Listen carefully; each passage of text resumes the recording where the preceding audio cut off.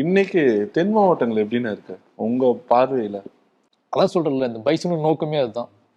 தென் மாவட்டங்கள் இன்னைக்கும் எனக்கு பதட்டமாக தான் இருக்கு. எனக்கு இன்னைக்கும் அது குறித்தான ஒரு பயம் இருக்கும். காலையில எனக்கு ஃபோன் வந்தபோது வாட்ஸ்அப்பில் எங்கள் அண்ணங்கிட்ட இருந்தோ இல்லை எனக்கு தெரிஞ்ச எங்கள் ஊர் பசங்க கிட்ட இருந்தோ மெசேஜ் வந்தாலே நெஞ்சு திக்கு திக்குன்னு அடிக்க ஆரம்பிச்சிடும். யாருக்கு என்ன ஆச்சுன்னு தெரியலையே அப்படின்னு சொல்லி. நான் வந்து 20 வருஷத்துக்கு மேலே ஆச்சு. இன்னைக்கும் திருநெல்வேலியில் போய் இறங்கினாலே எனக்கு வந்து பக்கு பக்குன்னு தான் இருக்கும். பக்கு பக்குன்னா ஒரு பயம் வந்துக்கிட்டே இருக்கும். அந்த பயம் வந்து என்ன நினச்சி இல்லை, எல்லாரோட மனநிலை யாருமே சேஞ்ச் ஆன மாதிரியே ஒரு ஃபீல் இருக்காது எனக்கு.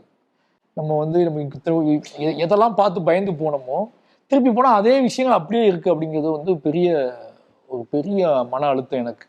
அதை பற்றி உரையாடுறதுக்கோ அதை பற்றி பேசுவதுக்கோ இன்னைக்கு வேற ஒன் பாயிண்ட் ஆஃப் வியூக்கு போயிடுச்சு. அது முன்னாடியாவது ஒரு கொள்கை சார்ந்து ஒரு இயக்கங்கள் சார்ந்து ஒரு வேலை நடந்துகிட்டு இருந்துச்சு.